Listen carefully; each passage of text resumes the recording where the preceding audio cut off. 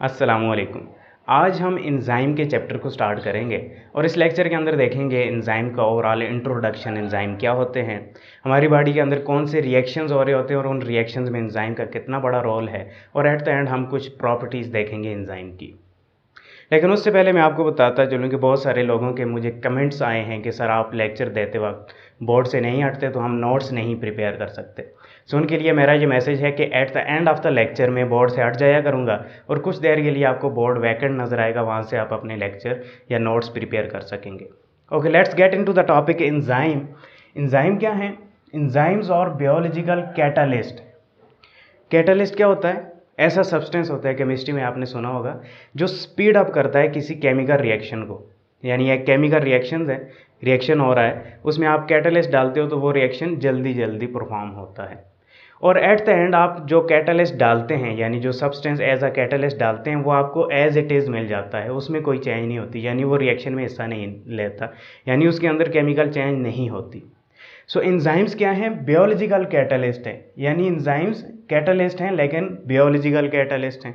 इसका मतलब क्या हुआ कि ये प्रोटीन से मिलकर बने होते हैं और ये लिविंग ऑर्गेनिज्म की बॉडी के अंदर प्रेजेंट होते हैं, इसलिए हम इन्हें बायोलॉजिकल कैटालिस्ट बोलते हैं।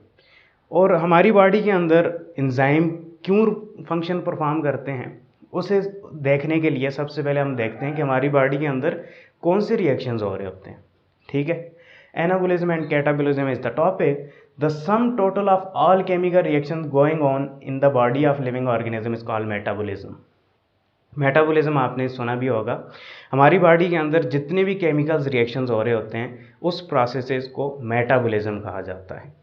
मेटाबॉलिज्म की दो टाइप्स होती हैं, catabolic reactions and anabolic reactions, और कैटाबॉलिज्म और एनाबॉलिज्म, ये दोनों कहा जाता है।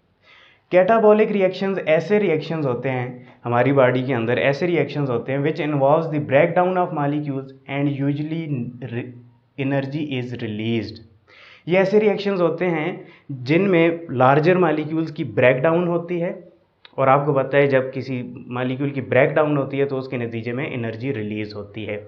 और ये हमने डिटेल से हाइड्रोलिसिस और कंडेंसेशन वाले टॉपिक में स्टडी भी किया था। अगर आपने नहीं देखा वो मेरा लेक्चर, उसका लिंक मैं डिस्क्रिप्शन में डाल दूंगा, वो ज़रूर देख लें।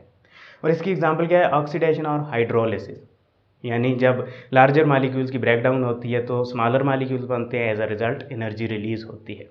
सो this is one type of reaction which is happening in our body. Okay, दूसरा टाइप का जो रिएक्शन है उसे एनाबॉलिक रिएक्शन कहा जाता है, हमारी बॉडी के अंदर जो हो रहे होते हैं। एनाबॉलिक रिएक्शंस ऐसे रिएक्शंस होते हैं which involve synthesis of molecules and usually energy is required. ये ऐसे रिएक्शंस होते हैं जिनमें मॉलिक्यूल्स की सिंथेसिस हो रही होती है, यानी बड़े मॉलिक्यूल्स बन रहे होते हैं, और इन रिएक्शंस के लिए आपको एनर्जी रिक्वायर्ड होती है इन द फॉर्म ऑफ एटीपी। ठीक है, बहुत सिंपल अल्फाज में, केमिस्ट्री की अल्फाज में अगर आपको मैं समझाऊं तो कैटाबॉलिक रिएक्शन एक्सोथर्मिक रिएक्शन होते हैं, यानी ऐसे रिएक्शन जिनमें हीट रिलीज होती है। सो कैटाबॉलिक रिएक्शन में एनर्जी रिलीज होती है इन द फॉर्म ऑफ एटीपी। और एनाबॉलिक रिएक्शन जैसे केमिस्ट्री में आप एंडोथर्मिक रिएक्शन स्टडी करते हैं, जिनमें आपको एनर्जी रिक्वायर होती है, हीट रिक्वायर होती है फॉर रिएक्शन टू अकर। तो इसी तरीके से एनाबॉलिक रिएक्शन लिविंग ऑर्गेनिज्म की बॉडी के अंदर ऐसे रिएक्शन हैं जिनमें एनर्जी आपको रिक्वायर्ड होती है for reaction to occur in the form of ATP. Okay, anabolic reaction की एग्जांपल है कंडेंसेशन, ये भी हम स्टडी कर चुके हैं, यानी जब छोटे मॉलिक्यूल मिलकर बड़ा मॉलिक्यूल बनता है तो कंडेंसेशन रिएक्शन कहा जाता है। ओके, एग्जांपल देख लेते हैं। कैटाबॉलिक रिएक्शन पहले स्टडी किया, उसकी एग्जांपल देखते हैं। सक्रोज, जो कि कम्बिनेशन है फ्रक्टोज और ग्लूकोज का, एक लार्जर मॉलिक्यूल है, in the presence of water और एंजाइम सक्रेज। यहाँ पर देखें एंजाइम का रोल आ गया ना, यानी ये जितने भी रिएक्शन हमारी बॉडी के अंदर हो रहे होते हैं इनमें एंजाइम का रोल ज़रूर होता है। अगर एंजाइम नहीं होगा तो इन रिएक्शन को अकर होने के लिए बहुत ज़्यादा एनर्जी रिक्वायर्ड होगी। सो सक्रोज प्लस वाटर और एंजाइम सक्रेज जो है ये मिलते हैं तो ग्लूकोज और फ्रक्टोज, यानी दो छोटे मॉलिक्यूल बनते हैं। तो क्या हुआ साबित के लार्जर मॉलिक्यूल की ब्रेक डाउन हुई स्मॉलर मॉलिक्यूल में, और इसके नतीजे में एटीपी एनर्जी रिलीज हो रही है। So this is an example of catabolic reaction. Second reaction देखते हैं, ग्लूकोज प्लस फ्रक्टोज, ये दो शार्टर मॉलिक्यूल्स हैं, स्मॉलर मॉलिक्यूल्स हैं। एनर्जी के ज़रिए और एंजाइम की कम्बिनेशन के साथ सक्रोज सिंथेज एंजाइम है ये इनको लार्जर मालिक्यूल में कन्वर्ट करता है सक्रोज में, यानी इस रिएक्शन को मैंने रिवर्स कर दिया है और एंजाइम जो है वो भी चेंज हो गया है, क्योंकि एंजाइम बड़ा स्पेसिफिक होता है फॉर अ स्पेसिफिक रिएक्शन, और साथ में वाटर रिलीज हो रहा है। सो इस रिएक्शन में एटीपी नीडेड है, इसलिए इसे एनाबॉलिक रिएक्शन कहेंगे। ओके, अब हम देखते हैं एंजाइम की तरफ। एंजाइम हमने देखा बायोलॉजिकल कैटलिस्ट हैं और वो रिएक्शन में हिस्सा लेते हैं, रिएक्शन को स्पीड अप करते हैं। सो ऐसे केमिकल्स जिन पर एंजाइम काम करते हैं, यानी ये जो केमिकल्स हैं ग्लूकोज, सक्रोज, फ्रक्टोज, इन पर एंजाइम जो काम करते हैं, इन केमिकल्स को सबस्ट्रेट कहा जाता है एंजाइम्स में, अगर हम स्टडी करेंगे।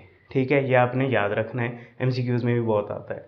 N enzyme combine with it substrate to form enzyme substrate complex. Enzyme क्या करता है, सबस्ट्रेट के साथ मिलता है और एंजाइम सबस्ट्रेट कम्प्लेक्स बनता है। कैसे बनता है अभी हम देखते हैं। वंस रिएक्शन हैज़ अकर्ड, जब एंजाइम सबस्ट्रेट कम्प्लेक्स बन जाता है तो रिएक्शन स्टार्ट होता है और रिएक्शन के एंड पे क्या आपको मिलेगा, प्रोडक्ट प्लस एंजाइम। ठीक है, so this is actual phenomena, कैसे रिएक्शंस हो रहे होते हैं। And enzyme remain unchange at the end of reaction. जैसे हमने कहा कैटलिस्ट की क्वालिटी क्या होती है कि वो अनचेंज रहता है eight the end of reaction, इसी तरीके से एंजाइम भी चेंज नहीं होता, यानी वो खुद केमिकल रिएक्शन में हिस्सा नहीं लेता। सो हम देखते हैं ये एक एंजाइम है, ई से रिप्रेजेंट किया है और सबस्ट्रेट को एस से रिप्रेजेंट किया है। एंजाइम और सबस्ट्रेट आपस में मिलते हैं, सो ये रिवर्सिबल रिएक्शन होते हैं, इसलिए मैंने डबल एरो शो किया है। एंजाइम सबस्ट्रेट कम्प्लेक्स बनता है, फिर एंजाइम प्रोडक्ट कम्प्लेक्स बनता है और फिर एंजाइम और प्रोडक्ट बन जाता है, एंजाइम रिलीज़ हो जाता है, प्रोडक्ट रिलीज़ हो जाते हैं। सो इसको हम डायग्रामेटिकली देखने की कोशिश करते हैं। यह एक एंजाइम है। एंजाइम के पोर्शन पहले देख लेते हैं। एंजाइम की एक एक्टिव साइट होती है, जहाँ पर आप देखेंगे जहाँ पर स्पेसिफिक स्ट्रक्चर या पैटर्न होता है उसको एक्टिव साइट कहते हैं, जहाँ पर सबस्ट्रेट आकर अटैच होता है। एक्टिव साइट कैसी होती है, जिस पर सबस्ट्रेट जाकर अटैच होता है और वो रिएक्शन में वो साइट हिस्सा लेती है। ठीक है, उसको एक्टिव साइट कहा जाता है। और जो दूसरी साइड होती है जो कि रिएक्शन में हिस्सा नहीं लेती, उसे एलोस्टेरिक साइड कहा जाता है एंजाइम की। और एंजाइम क्या है, प्रोटीन होते हैं। कौन सी प्रोटीन से मिलकर बने होते हैं, ग्लोब्यूलर प्रोटीन। ठीक है, बॉडी के अंदर दो टाइप्स की प्रोटीन होती हैं, fibrous protein and globular protein. So enzyme are made up of globular protein, ये भी आप याद रखिएगा। So this is a substrate, ये वो केमिकल है जिसे जो है एंजाइम जो है प्रोडक्ट में कन्वर्ट करेगा। So substrate specific site active site पर जाकर अटैच होता है तो एंजाइम सबस्ट्रेट कम्प्लेक्स बनता है। यहाँ पर एंजाइम और सबस्ट्रेट जब आपस में मिल जाते हैं तो एक कम्प्लेक्स बन जाता है, उसे एंजाइम सबस्ट्रेट कम्प्लेक्स बोलते हैं। अब यहाँ से रिएक्शन स्टार्ट हो जाता है। एंजाइम प्रोडक्ट कम्प्लेक्स, यानी अब प्रोडक्ट बनने के करीब है, इसलिए स्ट्रक्चर को एंजाइम प्रोडक्ट कम्प्लेक्स बोलेंगे। और एट द एंड क्या होता है, प्रोडक्ट बन जाता है। यहाँ पर आप देखें सबस्ट्रेट जो है ब्रेक हो गया है दो छोटे स्मॉल पार्टिकल पर। सो इसलिए इस रिएक्शन को हम क्या कहेंगे, हाइड्रोलिसिस रिएक्शन या कैटाबॉलिक रिएक्शन। ठीक है, इसे रिवर्स कर दें तो आप एनाबॉलिक रिएक्शन कह देंगे। सो एट द एंड क्या है, एंजाइम प्लस प्रोडक्ट आपको मिलता है और एंजाइम एज इट इज़ जैसी हालत में पहले था वैसे ही आपको मिलेगा। अब एट द एंड हम कुछ प्रॉपर्टी स्टडी कर लेते हैं एंजाइम की। एंजाइम क्या होते हैं, ग्लोब्यूलर प्रोटीन से मिलकर बने होते हैं। Being protein they are coded by DNA. आपको पता है जितनी भी प्रोटीन्स हैं उनको डीएनए कोड करता है। सो एंजाइम को डीएनए कोड करता है। ओके, दे आर कैटलिस्ट, ये हम स्टडी कर चुके हैं, स्पीड अप करते हैं केमिकल रिएक्शन को। दे आर हाईली स्पेसिफिक, मैंने यहाँ पर आपको बताया कि इनकी जो एक्टिव साइट है वो बड़ी स्पेसिफिक होती है, सिर्फ स्पेसिफिक टाइप का सबस्ट्रेट अटैच हो सकता है। They remain unchange after the chemical reaction, ये एक प्रॉपर्टी है कि आफ्टर द केमिकल रिएक्शन ये अपनी असली हालत में आपको मिलेंगे। और लास्ट जो प्रॉपर्टी यहाँ पर मैंने मेंशन की है, they lower the activation energy required for chemical reaction. इस प्रॉपर्टी को हम अपने नेक्स्ट लेक्चर के अंदर डिटेल से देखेंगे। यहाँ पर सिर्फ मैं आपको ये बताऊँगा कि अगर एंजाइम के लिए एंजाइम क्या करता है, एक्टिवेशन एनर्जी को लो कर देता है। एंजाइम के बगैर भी रिएक्शन हो सकता है लेकिन उसके लिए एनर्जी बहुत ज़्यादा चाहिए। इसको डिटेल से नेक्स्ट लेक्चर में हम देखते हैं। तब तक के लिए मुझे इजाज़त दें। शुक्रिया, अल्लाह हाफिज़।